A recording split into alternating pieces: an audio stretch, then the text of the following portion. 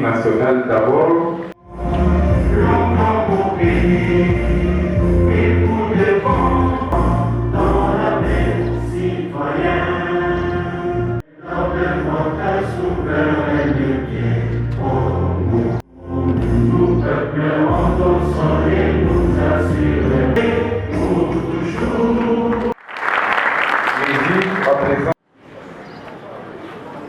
Les voies pénales militaires.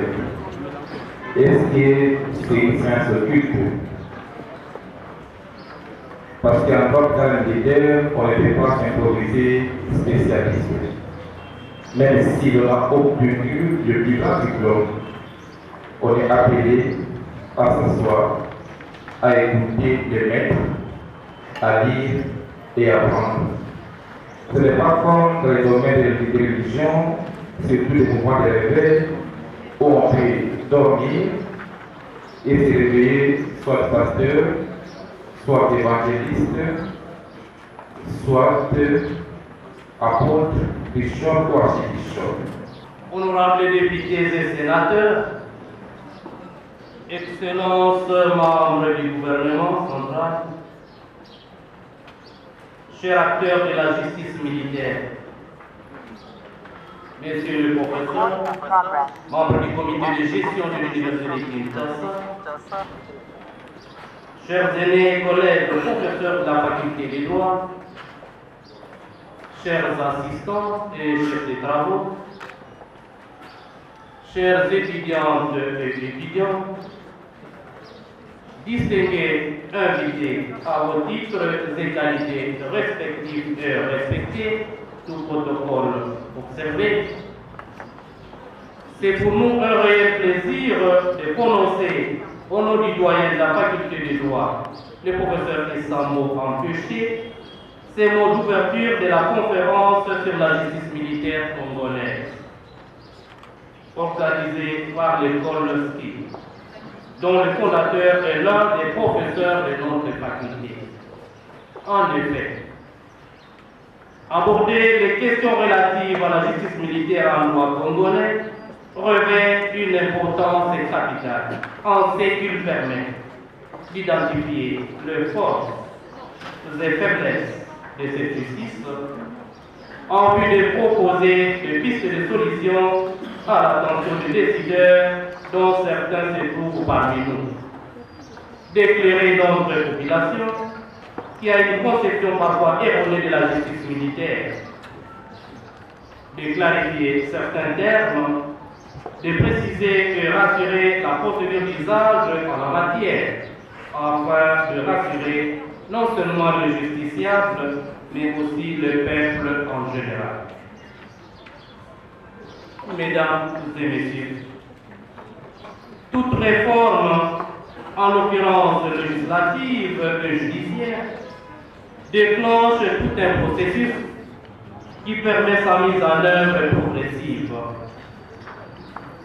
Il en est ainsi de la réforme judiciaire lancée par la Constitution de 2006, telle que modifiée et complétée à ces jours, ayant abouti à l'éclatement des 3 ordres de juridiction et celle de la loi de 2013 sur l'organisation et le fonctionnement des juridictions de l'ordre judiciaire et de la loi numéro 17/03 du 10 mars 2017 modifiant et complétant le code judiciaire militaire de 2002. Au nom du doyen de la faculté des droits empêchés, je vous souhaite à tous une bonne condition d'écoute et que chacun en retire ce qui est à sa portée. Je déclare ainsi ouverte la conférence sur la justice militaire congolaise organisée par l'école SKI. Je vous remercie. Elles sont compétentes tant en temps de paix qu'en temps de guerre et ont été instituées pour maintenir l'ordre public et la discipline au sein de l'armée et des corps assimilés. Au regard du nouveau système judiciaire instauré par la Constitution du 18 février 2006, tel que modifié en 2011, Les juridictions militaires congolaises sont des juridictions spécialisées de l'ordre judiciaire classé, mais ces juridictions sont jusqu'à ce jour régies par la loi numéro 023 par 2002 et 18 novembre 2002 portant code judiciaire militaire qui contient non seulement des dispositions anachroniques au regard notamment des standards internationaux en matière des droits de l'homme. Par conséquent, plus les garanties procédurales en matière notamment des droits de la défense et du droit au procès équitable ne sont pas généralement respectées dans la pratique judiciaire militaire congolaise. Précisons que cette loi de 2002, qui date d'avant la Constitution du 18 février 2006, a été modifiée en 2011, n'a été modifiée et complétée qu'en 2017 par la loi numéro 17 par 003 du 10 mars 2017, qui n'a visé que deux articles relatifs à la compétence en cas de participation de biens entre militaires et civils et en cas d'infraction continue impliquant les changements de statut, compétences de juridiction de l'ordre judiciaire. Tous ces efforts d'adaptation législative demeurent aujourd'hui insuffisants pour faciliter une bonne administration de la justice pénale par les juridictions militaires congolaises. Au point même que la population a une très mauvaise perception de la justice militaire, une justice qui serait au-dessus des principes fondamentaux de l'état de droit.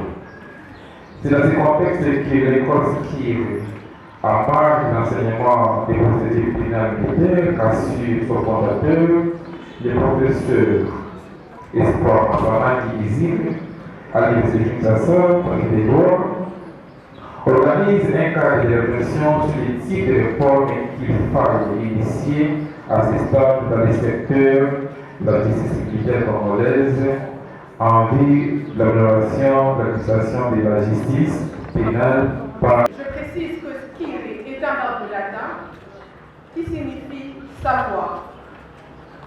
Nous sommes donc une école de savoir penser en droit pénal. L'école SKIR a été initiée il y a peu par le professeur Espoir Thierry, qui en est le professeur. Il s'agit d'une école de pensée en droit pénal dans toutes ses dimensions, interne et internationale. On sait compris la justice pénale internationale et les droits internationaux humanitaires au regard du lien que cette dernière discipline entretienne avec le droit pénal.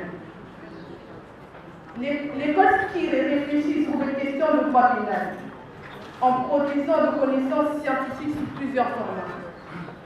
Articles scientifiques, colloques, conférences, ateliers et même des avis juridiques sur des questions précises. À cet effet, elle inscrit ses réflexions sur le droit pénal dans une vision globale, en adoptant notamment un regard systémique, avec un accent particulier sur l'interdisciplinarité. Elle privilégie la démarche critique, la démarche comparée, la déconstruction et la reconstruction du droit pénal à partir de ses fondamentaux. L'école SKIR participe à la vulgarisation du droit pénal en utilisant de méthodes simples et accessibles à tous. C'est ainsi qu'elle est présente dans les réseaux sociaux en tant qu'espace indispensable en ce jour dans le monde de communication. Elle dispose d'une page Facebook, d'une chaîne WhatsApp, d'une chaîne YouTube qui d'ailleurs transmet ses conférences en direct, d'un compte Instagram portant tous les noms de l'école SKIR. En termes de services disponibles, l'école SKIR organise de formation de renforcement de capacité dans le domaine du droit pénal, oriente le projet de recherche scientifique, prépare des avis juridiques et notes techniques sur des questions de droit pénal et des questions connexes, organise des soumissions anti-plagiat de tests scientifiques pour l'amélioration de leur qualité avec compilation. L'adhésion à l'école SKIR est libre, et c'est fait via un formulaire à remplir en ligne qui est disponible sur notre site internet, www.écoleskill.com. Je vous remercie pour votre attention. Je suis déjà présenté. C'est bien moi, Chama Kanoubi Bertin. Le modérateur a failli massacrer mon nom. En anthropologie, quand vous êtes identifié, Chama c'est Chama. Si ce n'est pas vous, Chami, ce n'est pas moi. Donc, merci à l'initiateur de l'école Skiré, professeur Espoir Massamaki, organisateur de cette conférence dans le cadre de la clôture de son cours intitulé Procédure pénale militaire. Merci également à tous les étudiants de LDLMD droit.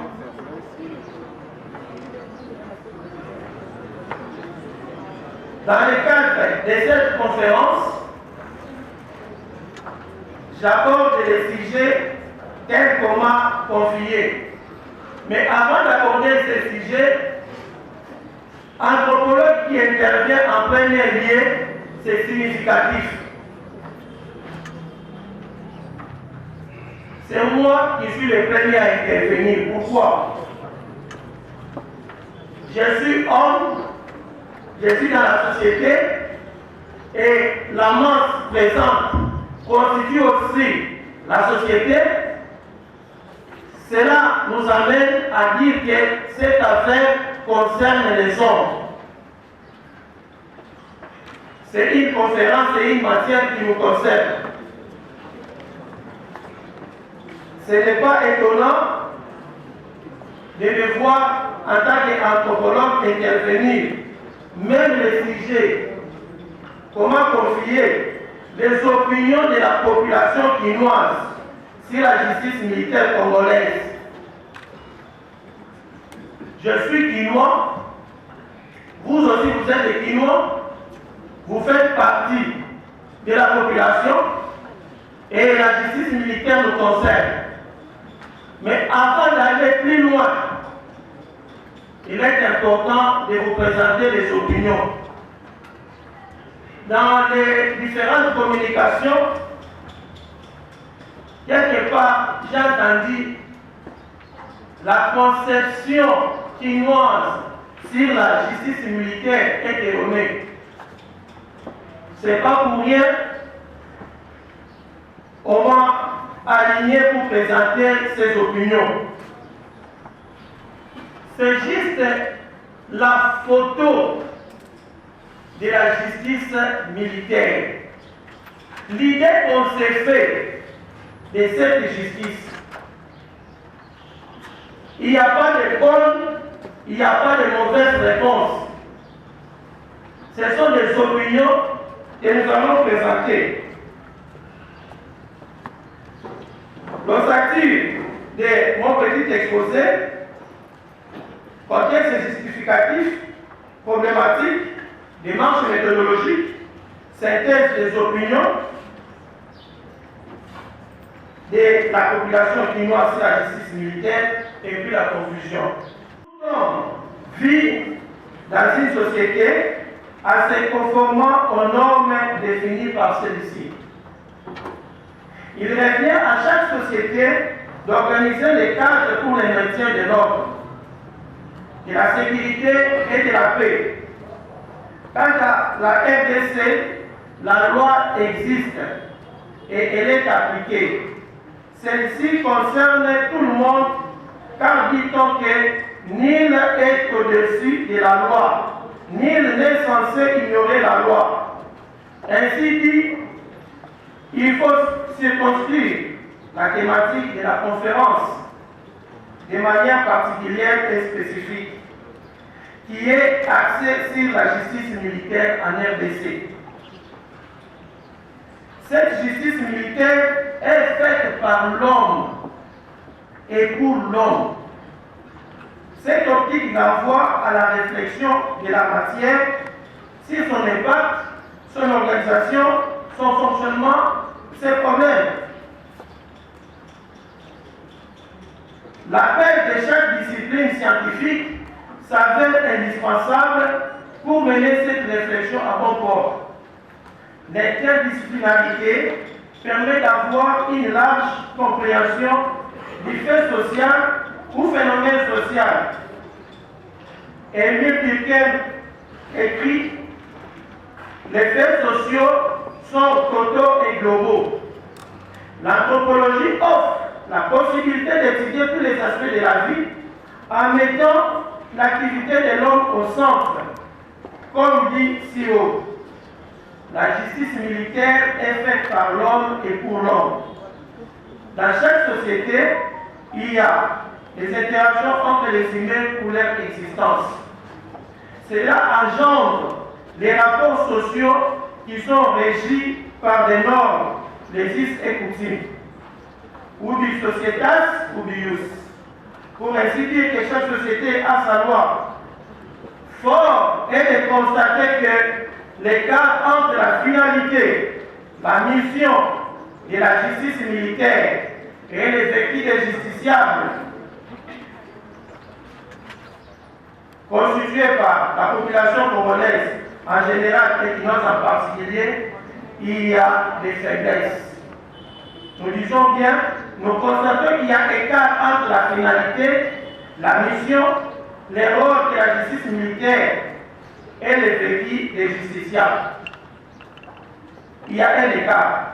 Dans cet écart, nous trouvons des faiblesses et des points positifs qui sont relevés par la population quinoise, d'où la nécessité de la réforme. Comment la justice militaire est-elle perçue par la population quinoise en vue de sa réforme? C'est ça la grande question. Il y a plusieurs intervenants, chacun dans son angle, mais pour ce qui me concerne, j'aligne cette question dans les opinions de la population quinoise. Les opinions sont des indicateurs de la perception de la justice. Il est important de scruter un peu ces opinions. Il y a la lenteur dans le traitement des dossiers devant les justices, devant la justice militaire. Il y a la lenteur. Il y a l'agressivité dans les arrestations et l'instruction des dossiers devant la justice militaire. J'ai fait une interpellation. Le roi Zapata, Fana Nassé, il y a des tortures. Et dès qu'un policier ou un agent de la FARDC apprend seulement, les agents de l'auditorat sont là à un policier, les gamins, ce sont des pardons. Ça fait peur. Il y a des poursuites de civils devant les juridictions militaires. Sans la victime militaire, on est passé devant les juridictions militaires. Ça fait peur. Parce que là-bas, c'est très compliqué. L'absence de contrôle judiciaire de la détention provisoire. Quand on est détenu, quand on est prévenu, c'est compliqué. Il y a les positifs. L'existence de la justice militaire est là. Mais quant à son application, c'est là où il y a des négatifs. C'est là où il y a des faiblesses. Il y a beaucoup de problèmes. Et ces problèmes sont les gens effectifs selon chaque cible devant la justice militaire. C'est ici la révélation des problèmes soulevés par chaque cible. La perception de la justice militaire, la photo de la justice militaire pour la population quinoise est négative. Alingawa pia jina msokona voilà. Visa vingine.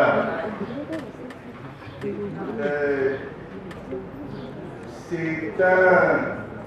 Vous le voyez, professeur, moi je vois comment il est arrivé en 2013 dans mon bureau. Et il a pris suffisamment d'épaisseur. Je suis heureux parce qu'il est devenu collègue et il a fondé son école. Ce qu'il est, on sent qu'il est dans les savoirs. C'est pourquoi il a dit ce qu'il est. Donc l'espoir, pour moi, c'est l'espoir de mon département. Mais, pas même. Je suis encore heureux en tant que chef du département. Chef du département du droit pénal et criminologie. C'est une grande journée pour notre département. Je vois certains collègues qui sont ici.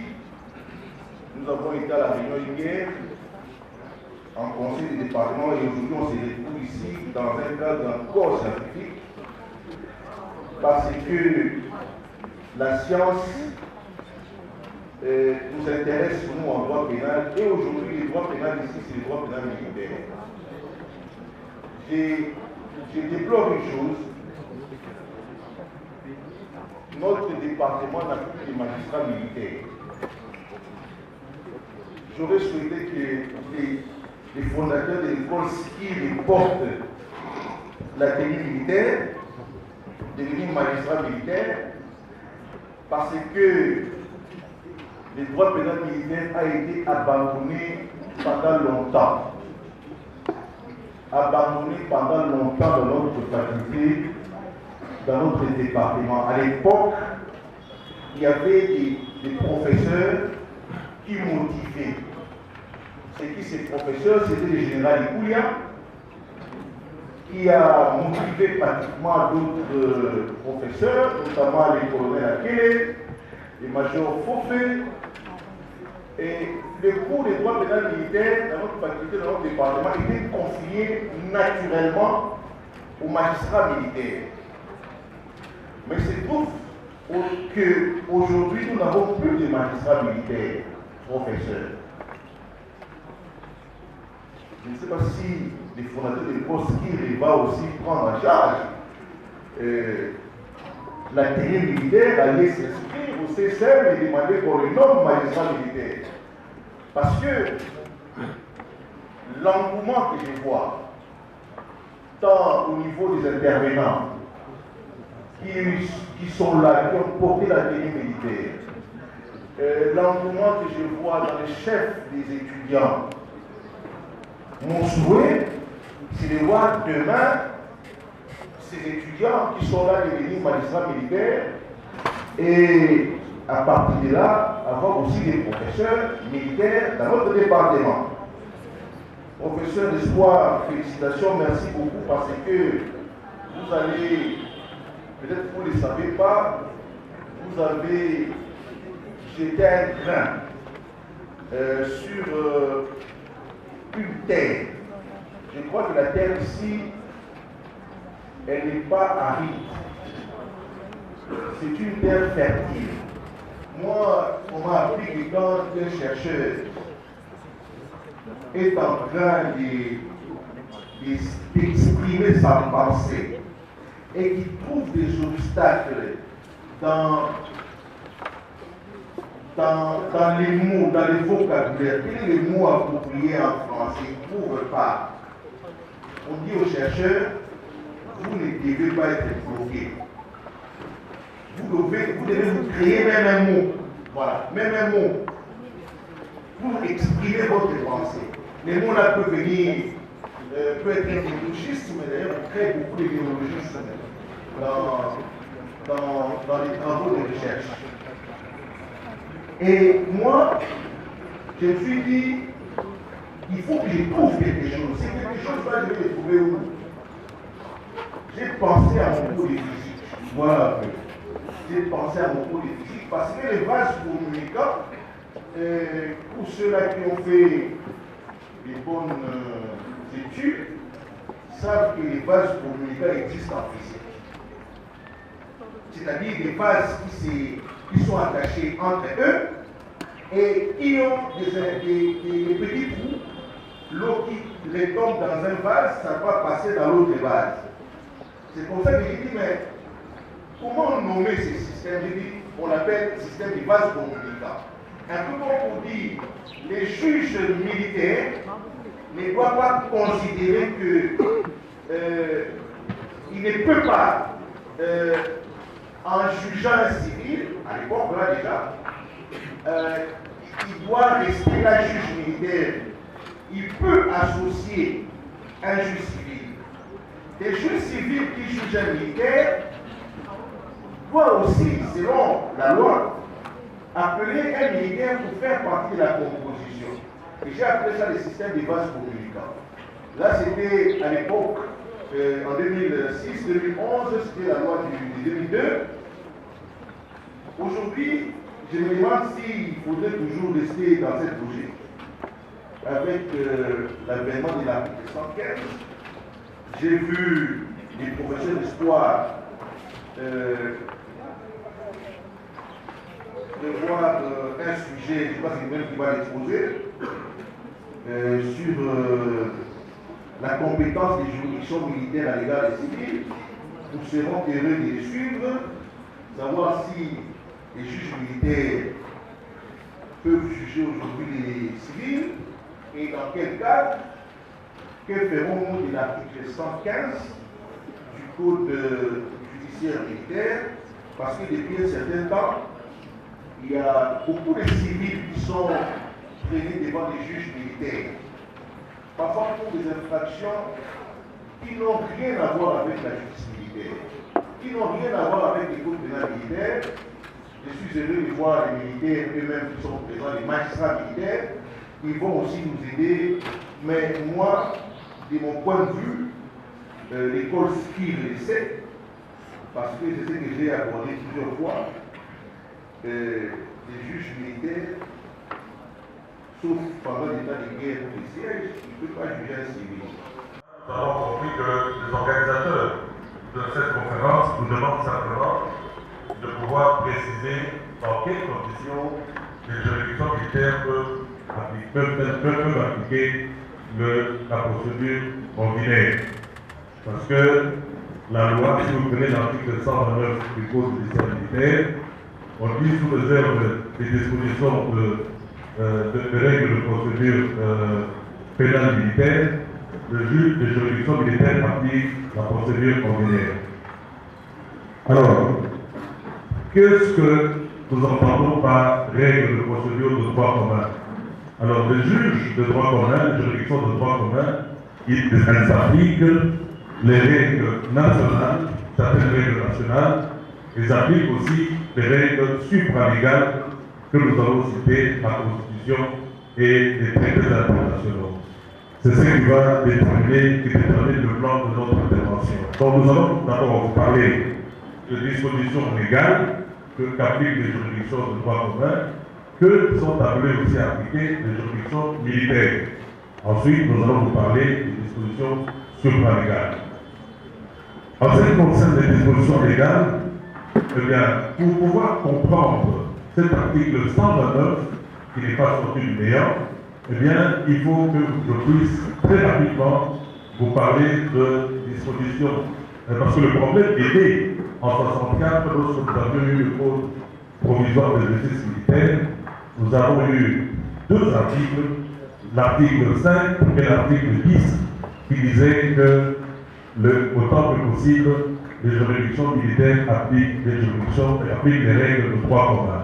C'est très important. Nous avons eu deux articles dans cette loi. Or, cette loi n'avait que 17 dispositions, dont 10 consacrées à la procédure pénale. Donc, lorsque vous avez un texte qui n'a que 17 dispositions, on vous demande d'appliquer autant que possible les dispositions de droit commun, eh bien, c'était clair, c'était une façon voilée de vous dire simplement que les juridictions militaires devaient appliquer les dispositions de droit commun, les règles de procédure de droit commun. Eh bien, en 64, nous avions ces deux dispositions et c'était très important de pouvoir avoir ces deux dispositions parce que on était dans une période très agitée. Il y avait des poches de rébellion partout, il n'y avait plus de juges, les juges sont rentrés et il fallait seulement assurer la discipline pour pouvoir lutter contre toutes ces poches de rébellion. Mais en 64, il y a eu un problème parce que le code de 64, il est resté de 64 à 72. En 71, on va connaître un problème. Il y a la fameuse affaire Equila. La fameuse affaire Equila, eh bien, la Cour militaire, parce qu'à l'époque, c'était la plus haute juridiction, avait rendu une décision contre laquelle une des parties au procès s'était pourvue en cassation. Est-ce que la cassation devait être jugée par la Cour suprême ou être jugée par la Cour militaire elle-même? Alors, c'est en ce moment qu'il s'est posé un problème et les militaires étaient tout à fait choqués de voir que la décision de pouvoir cassation devait être examinée par la Cour suprême de justice. C'est à l'occasion qu'ils sont allés précipiter la création ou l'institution d'un code de justice militaire en 72. Et en 72, la formule des plus, autant que possible des décisions, les juridictions militaires appliquent les règles de procédure pénale ordinaire, mais cette fois-ci en 72, nous allons voir un article 137. L'article 137 va prévoir 2 euros. On dit que, autant que possible, les juridictions militaires appliquent les dispositions de droit commun, qui ne sont pas incompatibles aux dispositions du Code de justice militaire. Alors ici, nous avions à peu près 500 dispositions, le droit pénal de fond, le droit pénal compris, la procédure comprise, l'exécution de peine, tout était la même de peine applicable dans le Code judiciaire militaire. Alors, lorsque vous avez un code qui prévoit tout, avec une pyramide de juridiction, avec une organisation complète, eh bien, ces deux expressions signifient simplement que les juridictions militaires peuvent rester dans la justice militaire, dans le code de justice militaire. Si nous étions dans l'ordre canonique, je ne serais pas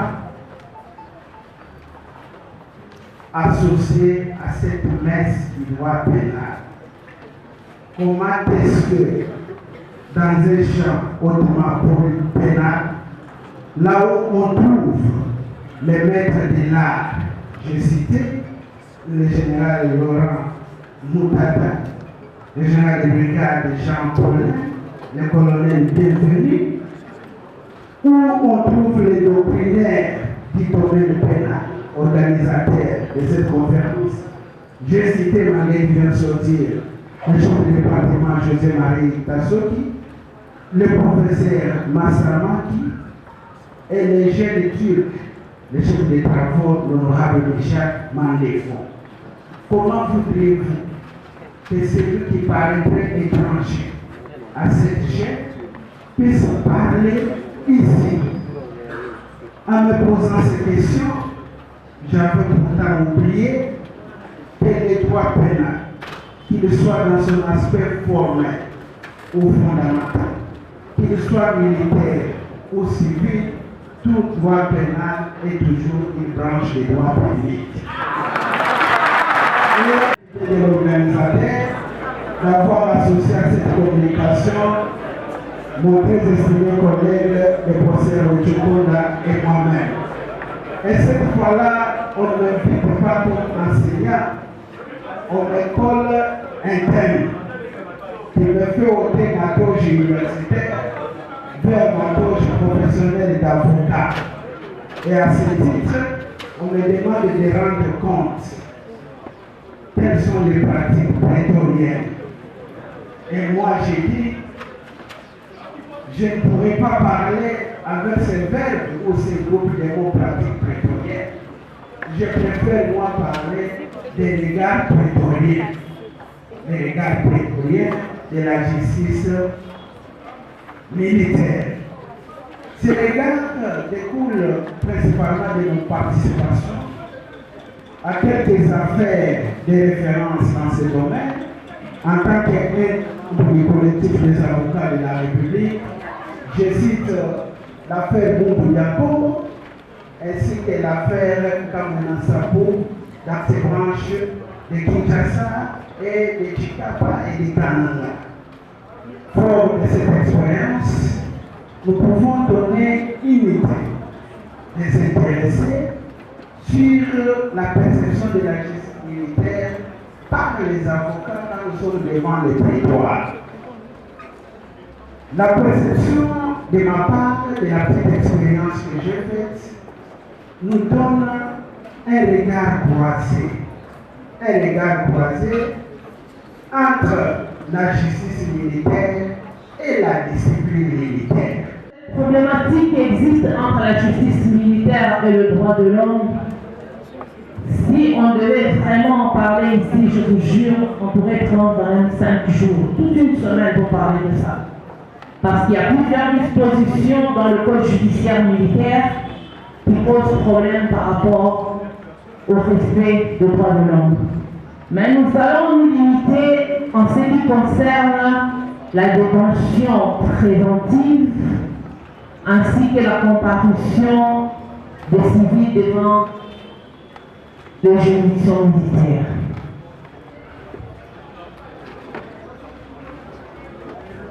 La justice militaire, depuis sa création, c'est-à-dire depuis 1888, a connu plusieurs évolutions et plusieurs réformes, en passant par celle de 1958, de 1972, de 1997,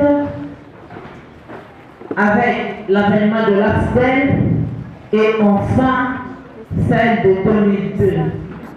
La réforme de 2002 qui a donné naissance à la loi numéro 023/2002 du 18 novembre 2002 portant code judiciaire militaire et 024/2002 du 18 novembre 2002 portant code pénal militaire.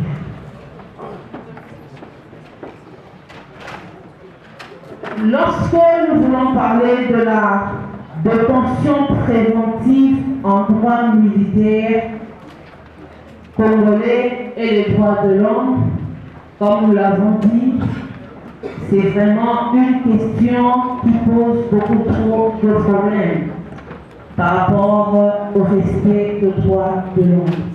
On commence par la décision que prend le magistrat instructeur ou l'auditeur militaire de pouvoir mettre en détention une personne qu'il estime avoir commis des faits infractionnels.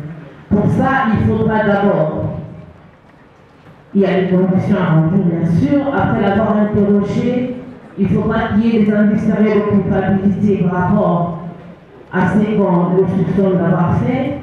Il faut que son adresse ne soit pas connue. Il faut que sa fuite soit atteinte.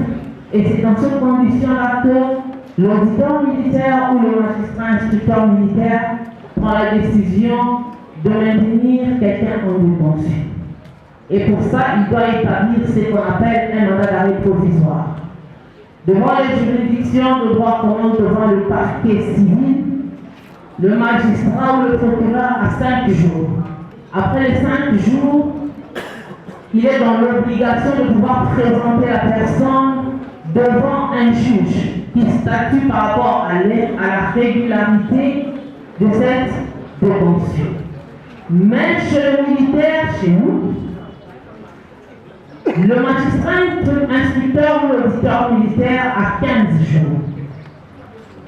Et une fois que le besoin de l'instruction exige à ce que la personne soit maintenue en détention, il prolonge l'auditeur, parce que celui qui émet le mandat d'arrêt provisoire, il prolonge dans son cabinet cette détention de 30 jours. Et cela est renouvelable de moins en moins jusqu'à 12 mois. Par contre, chez nos collègues civils, après les 5 jours, le procureur a, sur son initiative, le pouvoir présenter cette personne mise en détention devant un juge. La décision de maintenir la personne en détention chez les civils, c'est la décision d'un juge. Par contre, chez les militaires, il n'en est pas le cas. Et là, nous avons 3 formes deux formes de contrôle. Le premier, il y a ce que nous appelons un contrôle administratif. C'est ce que fait le procureur civil et même militaire. Parce que le procureur civil, dans le 5 jours, lorsqu'il a instruit et qu'il estime que les faits retenus à charge de la personne ne sont pas établis, qu'est-ce qu'il fait? Il laisse carrément la détention. Et la personne est mise en liberté. Mais s'il estime qu'il y a encore des enquêtes à faire, c'est là qu'il présente, après les 5 jours, la personne devant le juge. Il le fait encore 15 jours après et 30 jours après. Et chez les civils, il ne peut pas dépasser les 3 mois. Par contre, chez nous, les militaires, lorsque l'auditeur militaire place quelqu'un sous mandat d'arrêt provisoire, il a 15 jours. Après les 15 jours, lorsqu'il estime qu'il y a encore un besoin par rapport à l'instruction, il le garde pendant 30 jours, renouvelable jusqu'à 12 mois. Le professeur Kalala, je le cite, il a parlé du regard croisé entre la justice militaire et la discipline, en évoquant particulièrement le cas de justiciables qui sont plus gradés que les juges. Au ministère public que je suis, que je représente ici, et aux juges de grade inférieur de pouvoir statuer sur une affaire dont l'accusé est de grade supérieur. C'est la loi. Et il faut absolument revoir cela. Parce que tout à l'heure, il y a un voisin qui posait la question si on ne peut pas commissionner. Je lui ai dit non. La loi sur la dernière loi sur la défense interdit justement le commissionnement. Cela s'est déjà passé dans le temps avec le maréchal Mobutu, mais ça ne se fait plus. Donc ça ne se fait plus. Et le cas qu'il évoque, justement, j'ai eu à examiner un dossier d'un lieutenant général qui est en prison, qui est en train de primer justement, parce que il n'y a pas des juges qui peuvent composer valablement le siège, et il n'y a pas, peut-être le ministère public, oui, mais pas le juge. Alors, en ce qui concerne le dernier point, la répression des infractions flagrantes, notre ami devra insister aussi sur le comportement des obliges. Il est à bord de son véhicule, il est intercepté par 2 jeunes filles. Nous n'avons pas de transport, si vous pouvez nous aider, nous avancer un peu, on peut arriver au triangle. Il découvre en fait les hommes et filles. Il les appelle même des filles. Mais à peine 200 mètres de l'endroit où on les a prises, la plus âgée a commencé à crier au kidnapping. Je suis violé, on m'a violé, venez au secours. Et quand les Boulouna, les je ne sais qui arrivent, ils ne se posent pas de questions. On a tabassé, on a lynché, on a failli lyncher le papa. Et le véhicule était déjà en flammes. Lorsque une femme qui a vécu cette demande aux arrêts de bus arrive à bord d'un taxi-bus, il voit le papa déjà sous ménote de sa propre chemise. Alors cette femme a dit au chauffeur de s'arrêter. Je connais le cas. Elle descend et elle s'adresse à la fille pour dire au Salini, qu'est-ce que tu fais? Donc papa Yabadou a Salini a commis ce violeur. Et le véhicule est en flammes.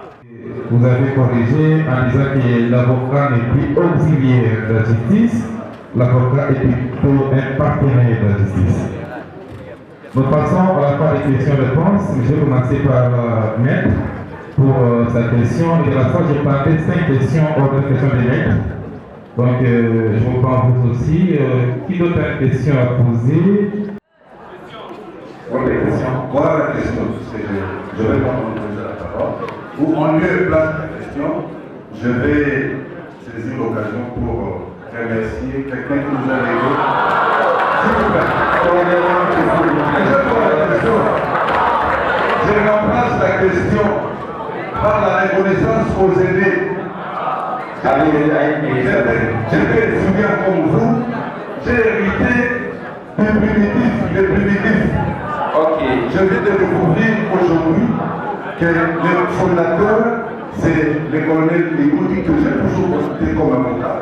Et je le fais demain, le général Otata. Ce sont des aînés que nous consultons. Je me retrouve dans cette occasion. Je peux quand même leur dire merci.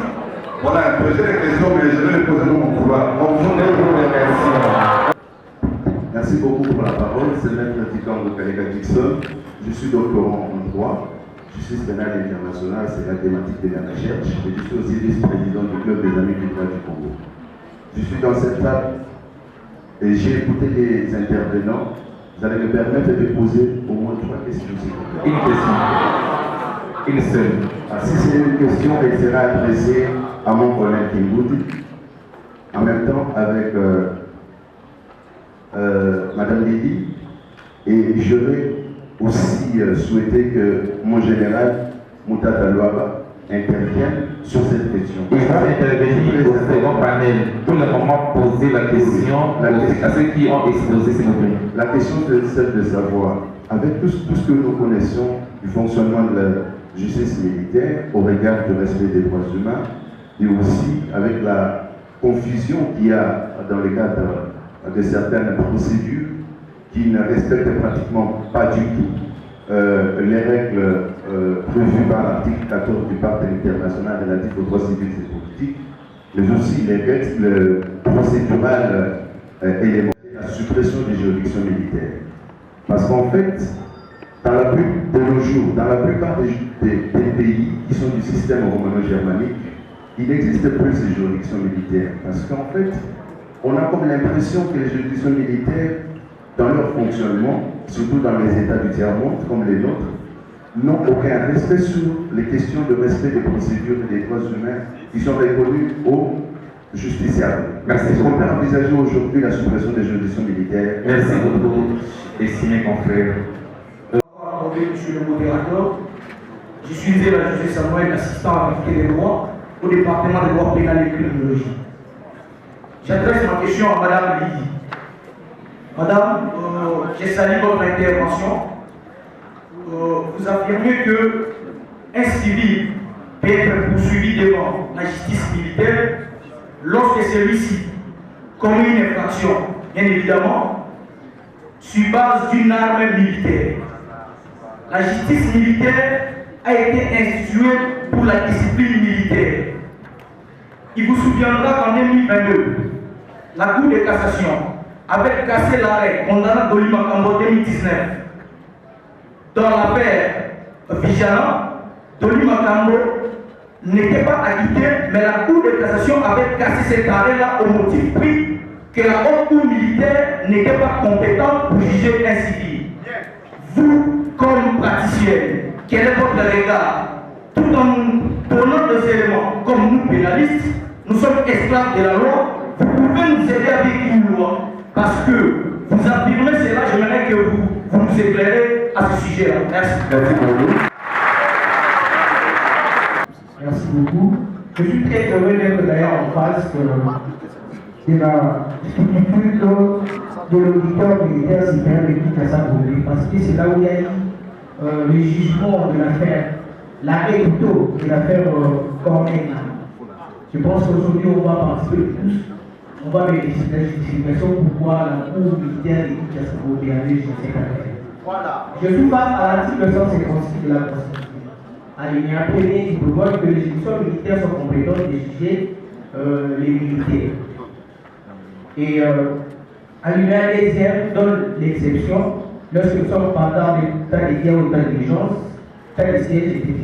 Les juridictions militaires ont la compétence de juger les civils, mais le point fondamental précise qu'il faut qu'il y ait la déclaration d'une ordonnance délibérée au Conseil des ministres. Votre question, s'il vous plaît. Votre question. D'accord. Voilà, c'est une réflexion. Votre question, s'il vous plaît.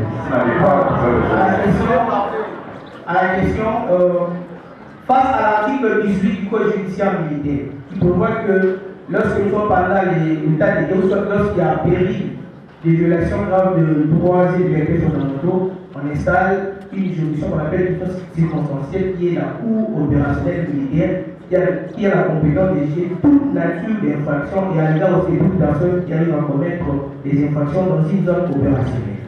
L'affaire qu'on est là, où des faits étaient reprochés dans une zone opérationnelle où il y avait où le président public avait évité l'état de siège. Maintenant, ma question est la suivante. Qu'est-ce qui justifie la compétence de la Cour militaire à l'égard de M. Corneille Nangaa, tandis que la loi précise si les faits sont reprochés devant si la loi précise, si les faits reprochés dans la zone opérationnelle, dans la zone où il y a l'état de siège, la personne doit être jugée là-bas. Mais on a vu l'affaire a été transférée devant la Cour militaire. Quelle est la justification quelle est la motivation du juge pour prononcer l'affaire? Merci beaucoup. J'ai été étudiant en faculté de droit et des années. Notre question s'adresse précisément aux praticiens de la justice militaire, évidemment. Voilà, on vient de savoir. Bon, en général, je parle en général. Voilà. Notre question, c'est de savoir. On sait très bien, avec l'organisation de jonction de droit commun, on trouve qu'il y a des OPJ qui sont proches avec la population pour constater la personne qui a commis l'infraction afin que vous l'ameniez auprès du juge qui soit sanctionné. Mais avec la justice militaire, est-ce qu'il y a vraiment deux organes, soit on constate qu'il y a l'OPJ? Est-ce qu'il y a des établissements de ces OPJ qui sont proches des militaires, cette fois-ci, qui peuvent constater les infractions commises par le militaire afin que pour les amener auprès du juge qui soit sanctionné? Si on constate qu'il n'y en a pas ces établissements, alors pourquoi cela ne se fait pas en droit congolais, soit en justice militaire congolais? Voilà notre question. Dans la faculté de droit deuxième année. Notre question s'adresse au magistrat qui de faire une analyse de l'article 37 à l'UBA 1er et l'UBA 2e du Code judiciaire militaire, où il est constaté un principe de l'indépendance du juge. Mais à l'UBA 2e, cette disposition dit que pour des raisons de l'intérêt supérieur, le ministre de la Défense, par la proposition du magistrat de la haute cour, du président de la haute cour militaire, peut faire le déplacement d'un ou plusieurs magistrats militaires. Alors, ne voyez-vous pas que Espoir Massamaki, aujourd'hui, la question de la justice pénale intéresse tout le monde.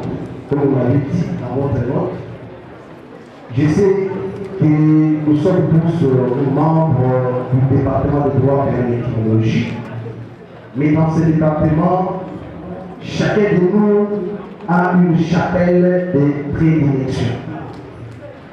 Pour la petite histoire, avant que je n'intervienne sur le sujet du jour, le professeur Espoir Massamaki, aujourd'hui le promoteur de l'école Siré, est venu à l'université le même jour. Le colonel Akenge, magistrat en son temps, dans une conférence, moi il nous a fait distinguer en pleine conférence. C'est comme ça que nous avons été recrutés le même jour, présentés le même jour par le professeur Tassoumi qui a été ici, et nous avons défendu le même jour, nous avons distingué le même jour, et nous avons été nommés assistants par la décision électorale le même jour. Donc, sur le plan de recherche, nous avons beaucoup partagé ensemble, que ce soit la justice pénale internationale, parce que c'est ma première fois de voir d'être au Jokonde, que j'ai beaucoup lu, parce que je vous présentais mes recherches de fin d'études dans un domaine du droit pénal international. Donc, la question de l'indivisibilité en matière de crimes internationaux, qu'a évoqué le professeur Tassouki, comme chef de département, intéressait aussi nos recherches. Nous sommes intervenus avec plusieurs questions emblématiques, avec l'arrêt les membres de Simon Kimba de la préfecture en 2011, avec les génocides prononcés par les TGI Tam. Donc aujourd'hui, comme juriste, on ne pouvait pas rester sur ces champs. Nous sommes en droit pénal, mais la forme nous intéresse. C'est pourquoi vous avez dit, au travers de la présentation, on nous a donné, ou on nous a suggéré des sujets sur les statuts judiciaires de la police judiciaire militaire. Je pense que tout le monde qui est intervenu, à part colonel Livy qui fait partie et le général Koutata qui va intervenir tout à l'heure, de cette phase du parquet militaire, mais tout le monde n'a pas vraiment formulé la question de l'entrée d'un fait pénal. Quand je parle, je présente la police judiciaire comme un acteur qui se trouve à l'entrée de tout processus qui va aboutir soit à l'acquittement ou à la responsabilité pénale. Alors, la question de la police judiciaire qui semble être transversale. Pourquoi nous disons transversale? Parce que tous les domaines de la vie, je l'ai dit, est intéressé par la police. Que ce soit dans une entreprise privée, lorsque vous y entrez, vous verrez les officiers de police judiciaire. Alors, aujourd'hui, comme nous sommes invités pour parler de la justice militaire, je vais, une fois de plus, rappeler que les codes de justice militaire de 2002, comme l'a dit certains de mes prédécesseurs ici, avaient apporté beaucoup d'innovation. Lorsque vous lisez l'article 3, vous verrez que ces codes, on parle de personnel judiciaire. Parmi ces personnels, vous trouverez les officiers des polices judiciaires. Et cette fois-là, on ne se limite pas seulement aux officiers des polices judiciaires, seulement de l'armée, mais la question s'étend même sur les officiers des polices nationales et autres assimilés à la justice militaire. La grande question au travers cette présentation, c'est comme nous l'avons dit à l'article 135. L'article 135 du code judiciaire, code judiciaire militaire, il est dit en qualité d'officier de police judiciaire. On a énuméré les officiers, sous-officiers et gradés de la police nationale et de la prévôté militaire nommés conformément à la loi. Les officiers ou sous-officiers des forces armées et agents assermentés des différents services de l'armée pour l'exercice des missions particulières qui leur sont dévouées ou dévolues par les lois et leurs règlements. Parmi les catégories qu'on a citées ici, je confie, on a cité les officiers de police judiciaire qui sont à l'Institut national de la conservation de la nature, à l'ICCN, en ce qui concerne une catégorie, les braconnages, passant comme infraction. Vous verrez que ces officiers qui appliquent la loi sur la chasse utilisent les armes et portent des tenues militaires dans certaines circonstances.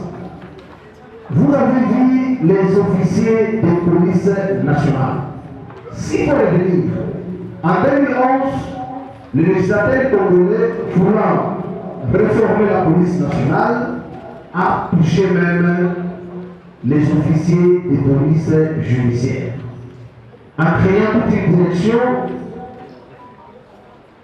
commissaire général adjoint en charge de la police judiciaire. Et aujourd'hui, dont le siège se trouve au casier judiciaire, dans le bâtiment capité, les casiers judiciaires. Lorsque vous lisez cette loi, dans son article 78, on parle de l'unification des officiers de police judiciaire civils militaire, là où les problèmes commencent, est-ce que les militaires peuvent être, au regard de cette réforme, inclus dans la police nationale? Vous et moi, je pense que travers cette lecture, vous avez déjà la réponse. Lorsque vous prenez la même loi, à son article 77, on donne une catégorie d'officiers ayant la qualité d'OPJ. Parmi cette catégorie, vous trouverez les généraux qu'on a énumérés, les commissaires généraux qu'on a énumérés, les commissaires de profession, et ainsi de suite. Et de cette catégorie, ils bénéficient du fait de la décision qu'il est un homme, la qualité d'OPJ.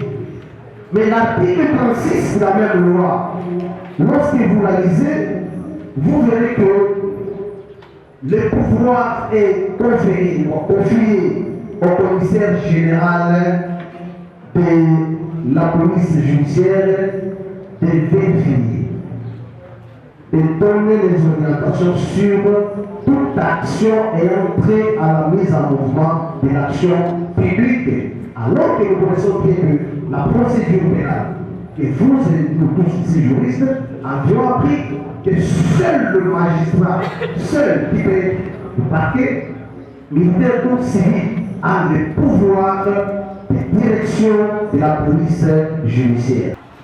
Moi je suis publiciste, mais je ne me considère pas comme un inclus dans ce débat. Pour des raisons que vous allez comprendre avant la fin de la modeste contribution, qui est intitulée La constitutionnalisation du droit pénal militaire congolais, bilan d'étape et perspective d'avenir. Tout naturellement, la première question qui se pose, c'est quoi la constitutionnalisation? La constitutionnalisation, elle revêt plusieurs exceptions. On peut dans un premier temps parler de la constitutionnalisation des règles du droit, qui renvoie tout simplement à un phénomène qu'on observe, c'est que les règles peuvent connaître une migration. Vous avez une règle qui relève du droit public, qui relève du droit de la loi, des actes réglementaires, ou tout simplement qui est porté par un principe général du droit, mais avec le temps, à la suite, soit d'une révision constitutionnelle, soit d'une interprétation constitutionnelle, et bien cette règle-là peut accéder au rang de norme constitutionnelle. Voilà le premier usage de la constitutionnalisation.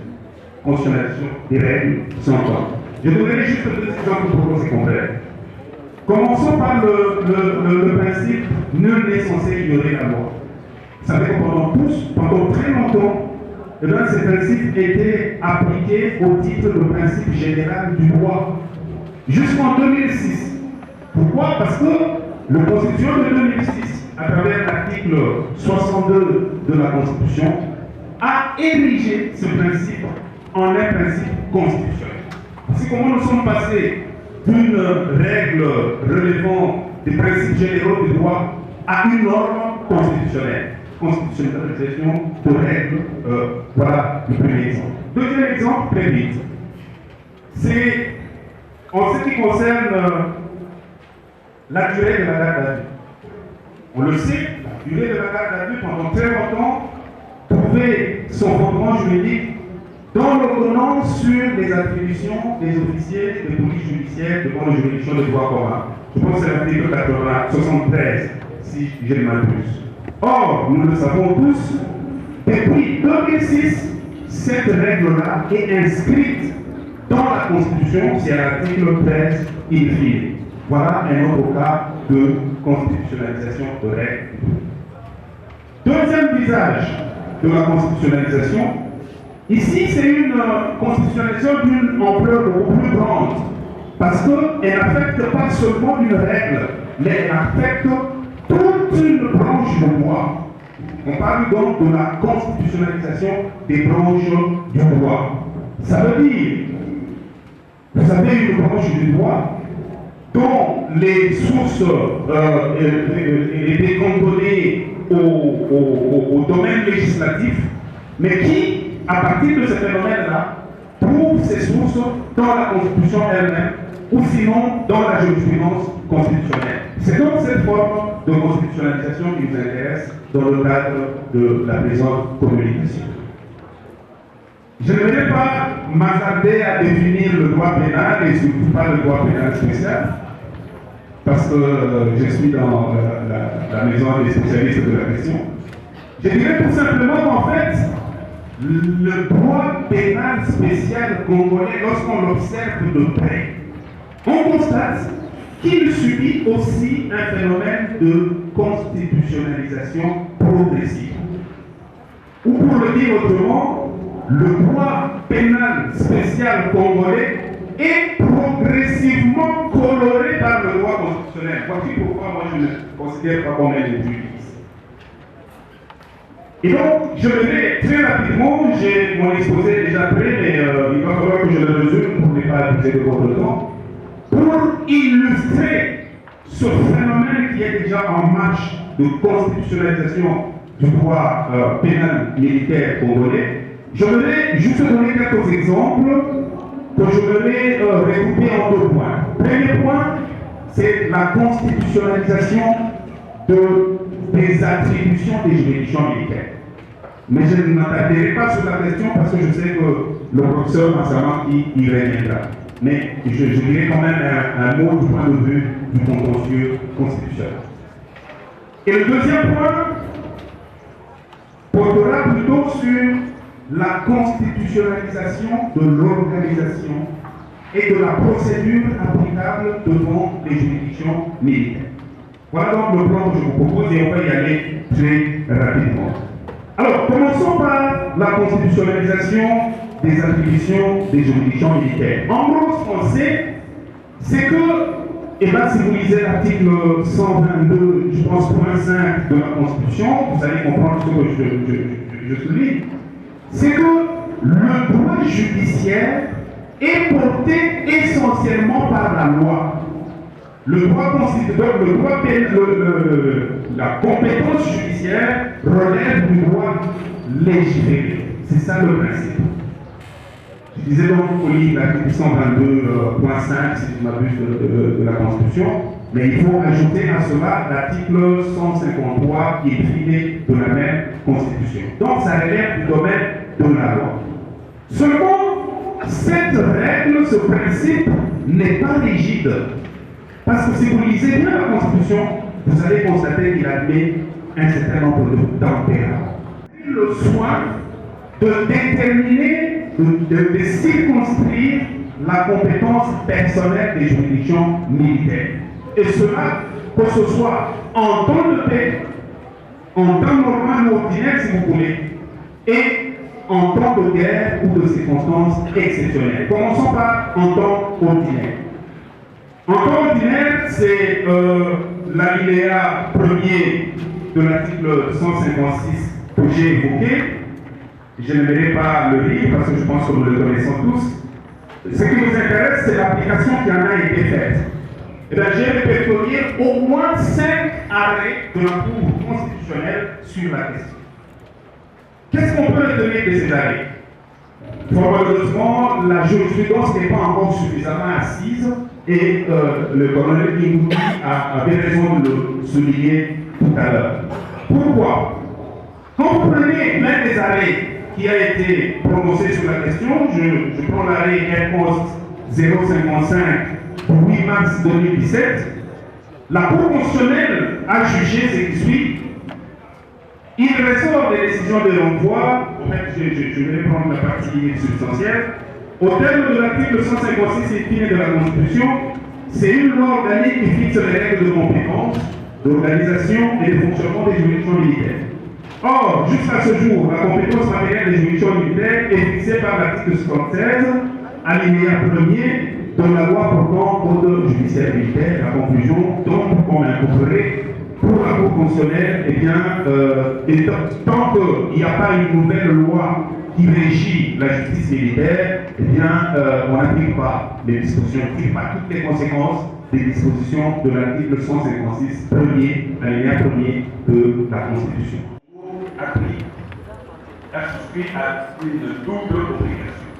D'une part, de coopérer pleinement avec la Cour pénale internationale dans les enquêtes et les poursuites à mener pour les crimes relevant de sa compétence et d'autre part de procéder à l'harmonisation de son droit pénal avec les dispositions du susdit statut. S'agissant de cette harmonisation, il y a lieu de relever que c'est là qu'est intervenu le législateur congolais. Notre Parlement, dans le livre, par les lois du 31 décembre 2015, a voté que les dispositions du statut de l'ordre de la Cour pénale internationale soient intégrées dans notre norme juridique. Et il est à constater, cependant, que l'introduction de la norme internationale du statut de Rome n'a pas supprimé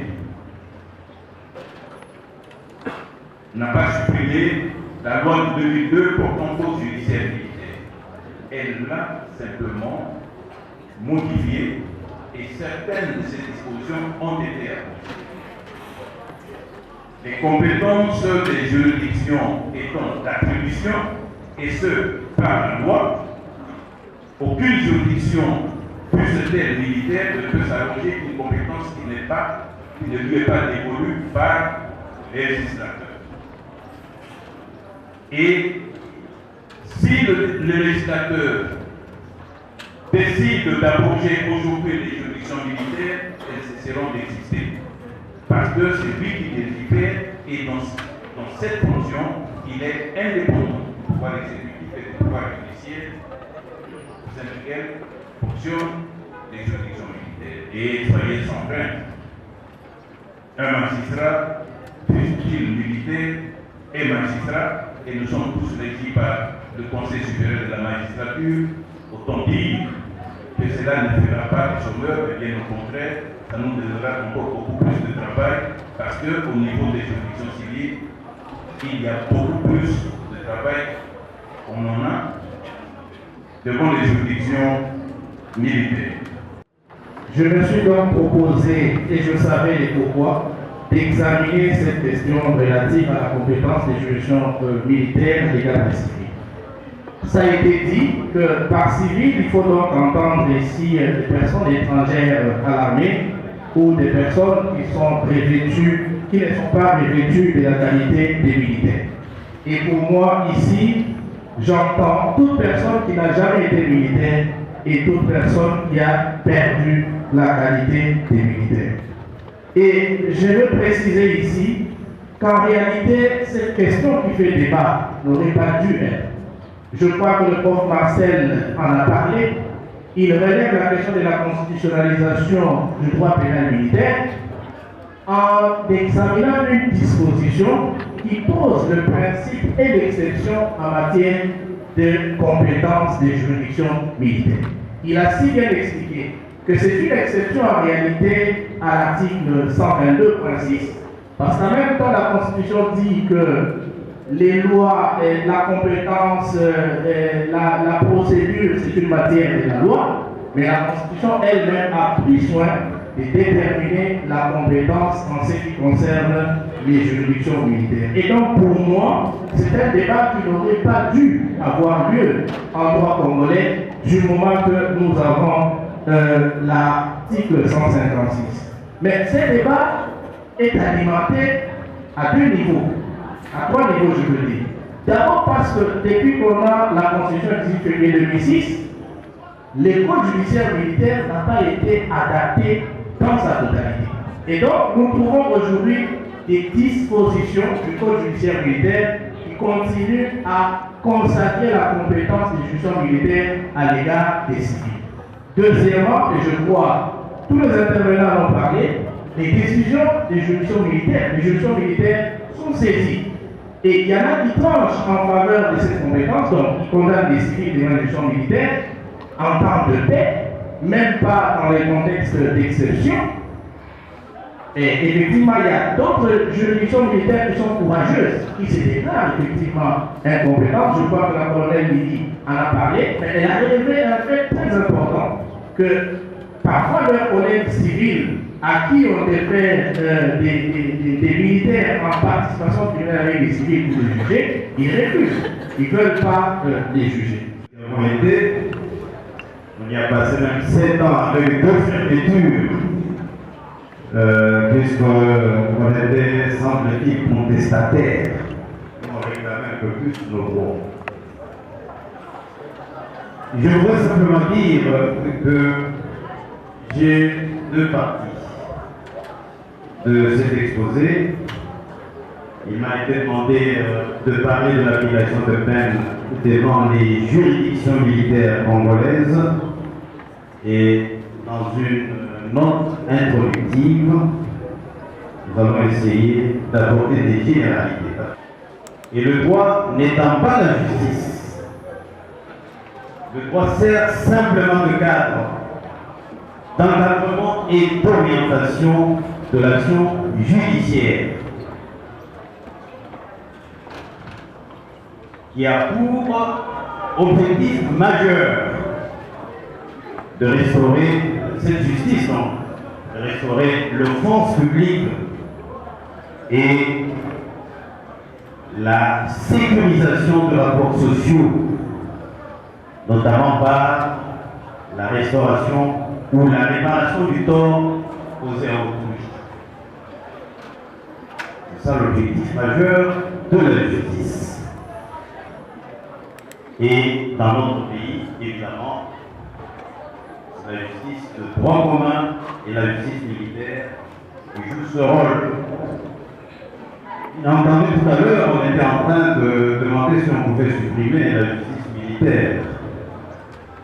Et le collègue Kingoudi a essayé de ramasser, même les 2 collègues d'ailleurs, Lili Mounsi ont essayé de ramasser, de rencontrer cette préoccupation. Je voudrais simplement dire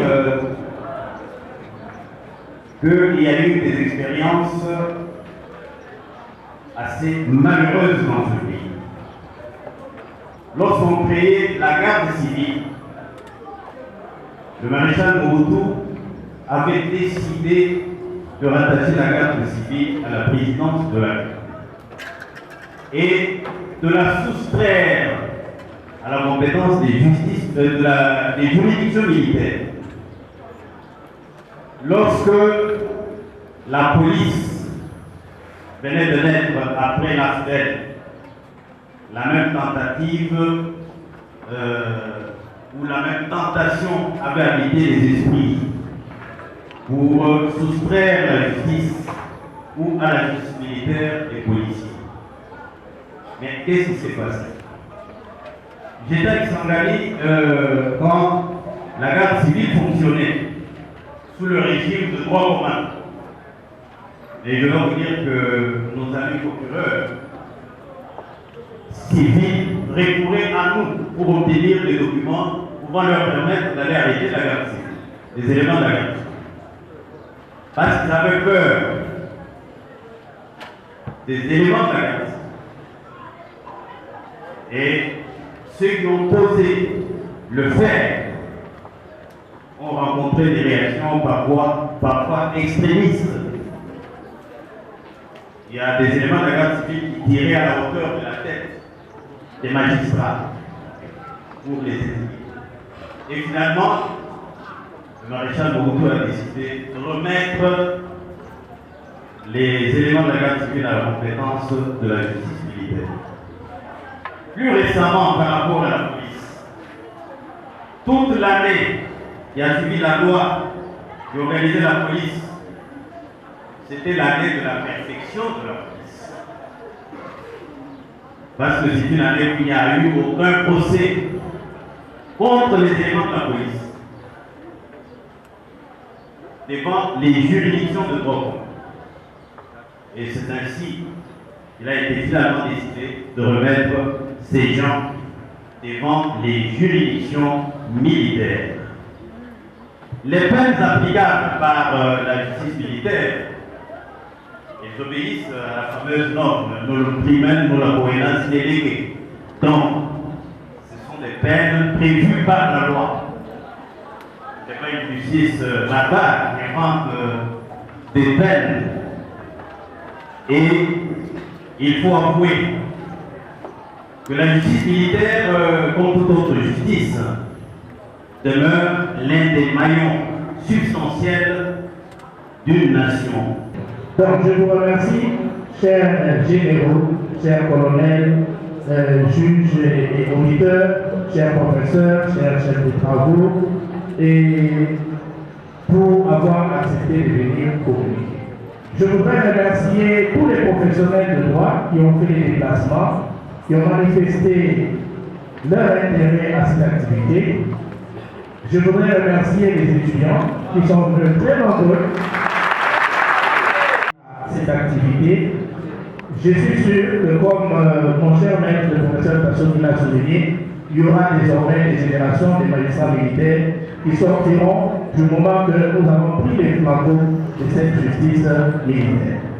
Alors, en termes de perspective, c'est que nous annonçons à toute la communauté universitaire présente, les interventions ici ont démontré notamment le fait que certains avocats préfèrent que les affaires de leurs clients soient déférées devant les juridictions militaires. Et que toutes ces juridictions sont chapeautées par la Cour des cassations. Ils sont du pouvoir judiciaire, elles sont soumises plutôt à l'autorité de la loi. Et donc, nous allons nous organiser avec nos panélistes et avec toutes les autorisations nécessaires pour lancer une formation de renforcement des capacités destinée aux professionnels de droit, avocats et même des magistrats. Nous allons solliciter toutes les autorisations nécessaires. Pour le reste, je ne cesse de vous remercier. Cette activité est la toute première grande activité de l'école Skiré et ça coïncide avec le lancement officiel de notre école. Restez attachés à l'école Skiré. Je vous remercie. Et donc la deuxième édition nous permettra de restructurer les choses de manière à ce que nous puissions inscrire la conférence sur une thématique unique qui permet d'avoir tout au plus 4 intervenants et de discuter sur les questions de la justice militaire. Et on s'est donné un défi de rééditer chaque année une conférence sur la justice militaire parce que l'école Skiré voudrait vraiment faire de la justice militaire une priorité en vue d'aboutir à des réformes. Je l'ai souligné, c'est une justice qui est bonne en réalité, mais très mal présentée, très mal connue. Et donc il faudrait organiser des occasions de rencontres scientifiques de ce genre avec des praticiens, avec des honorables députés, des membres du gouvernement, parce qu'après, lorsque les acteurs soulèvent des questions de réforme, il faut qu'il y ait des parlementaires qui récupèrent et qui les transforment en loi. Et donc c'est pourquoi vous avez vu vraiment cette diversité. Il y a donc eu des magistrats militaires des auditorat, il y a eu des magistrats militaires, des juges militaires au niveau des cours des tribunaux, il y a eu des députés qui étaient dans la salle et des professeurs d'université.